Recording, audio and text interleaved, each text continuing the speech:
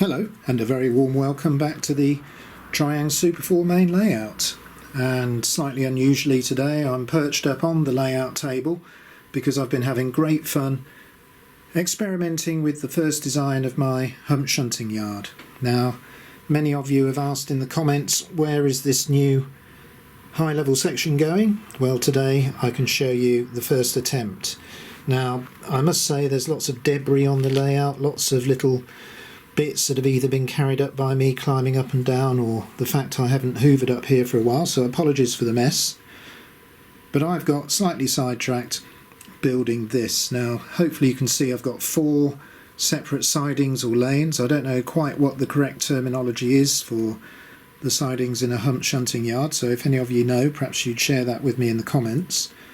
As some of you know, I'm probably not very knowledgeable about the real world of railways, but I just enjoy having fun with the toy trains. But anyway, I haven't yet finished building the junctions at the bottom. I do want to connect it into the bi-directional branch line eventually, so when I've marshalled some wagons together I can allocate a train from one of the 2 loco service and storage areas and take them around the main layout. So let me show you how I've been getting on. Now I'll just get to the points because, as I said before, from the left I've got 1, 2, 3 and 4, so we'll try and get some wagons down each one. So I need that set to curve and that to curve, and I've got a little triang wagon here. Now I'm not going to attempt using the open axle box wagons just yet because their rolling resistance is a little bit high, but I've put a bit of oil on each of these wagons today. So let's get this into the first siding or lane or whatever it's called. So here's the point where the hump starts to go downhill.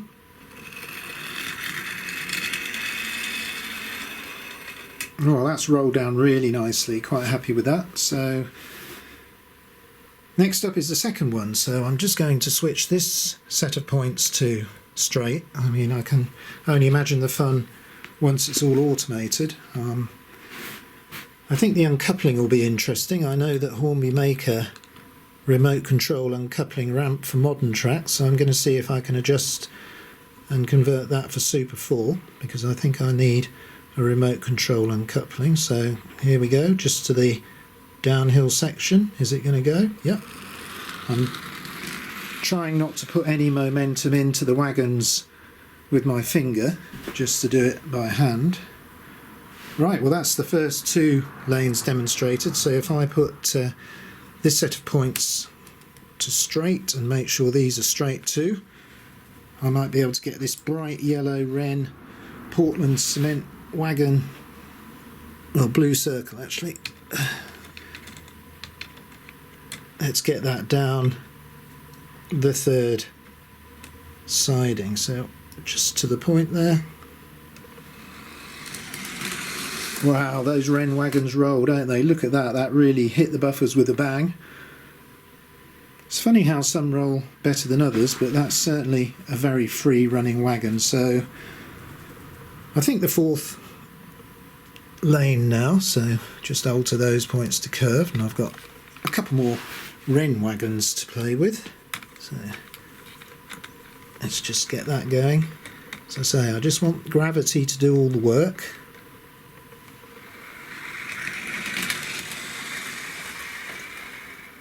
That didn't go quite as far as I'd have thought for a Wrenn wagon, so I think time to spice up the running. Now look, here's a Fison's fertiliser wagon. I'm sure that that wouldn't be subject to hump shunting with the possibility of a loud explosion from fertiliser, but it's a bright colourful wagon and I'm going to roll it down the hill. Oh, now that's going well, and that helped the first wagon onwards a bit. So got a couple of triang wagons and another Wrenn, so we'll get those down. Seems like I'm getting sidetracked again, just pushing wagons down this. I've actually had a few goes at this morning. It's great fun. Okay, couple more to finish. Here is indeed another cement wagon. I have to apologise for not getting the picture totally steady. It's quite hard doing it all. Oh, well, I think that's all coupled up now. Wish I had a loco in the front of that. And finally a lovely little light triangle wagon. So whether that's going to make it all along this longest siding, I don't know. Let's just see. And away it goes. It's amazing how some of these older triangle wagons do roll. It's all good fun, but I would imagine that once these are nickel plated, maybe even the open axle box rolling stock will go down. It's all going to be interesting to experiment with, but that's a first look at the potential hump shunting yard. Automation required. Obviously points will need to be fitted with solenoids, and I need to devise an electric uncoupling area here, but that's all for the future. So my spare time on the layout is fully occupied at the moment. I need to finish this loco service and storage area on the left of the layout as we look at it, the hump shunting yard and the operating ore set that's behind me. So I've got loads to do.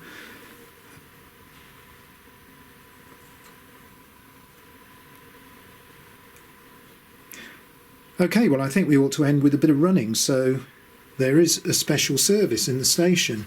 Lots of people want to look at the hump shunting yard firsthand. So the Sir Nigel Gresley, which has been on the layout for many weeks, but you haven't seen it run on the channel, is going to have its first run round the main lines. And there's some Mark I teak effect coaches. So passengers are all on, eager to see what is developing in the centre of the layout.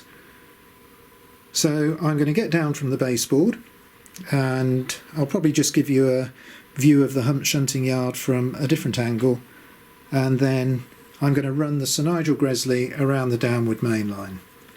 So give me a minute just to climb down. Okay, well, I've made it safely down to floor level, and I'm just giving you a shot of the hump shunting yard that's in development from a different angle. Now, I know, slightly disappointingly, some of the track looks a bit skew-if. I've got to get this all levelled and make it a little bit tidier, but I hope you get the idea of what I'm aiming for, and I think it's going to be quite a successful addition to the main layout. I certainly am looking forward to getting it fully operational. So I've got lots of work to do on this layout yet. Hump shunting yard, the operating ore setup. Okay, well, we're going to get the Sir Nigel Gresley out. Oh, just put the power on a little bit too quickly there.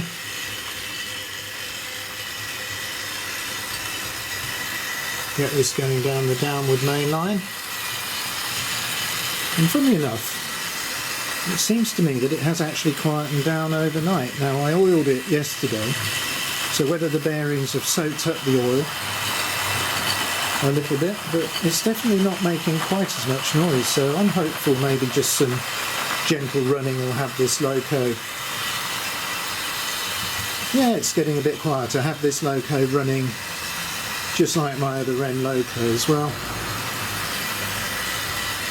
Lovely colour, this blue with the maroony red wheels. Let's just see if we can get a bit of a slightly closer look at it as it comes round those curves. And I can even hear the wheels on the coaches today over the noise of the engine, so there's definitely been an improvement.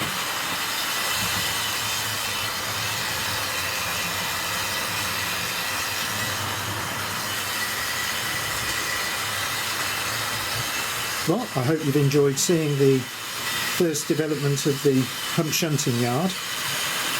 I'm very excited by the way it's coming on. And now I think we'll probably end the video just watching the Sir Nigel Gresley going around the downward main line a few more circuits.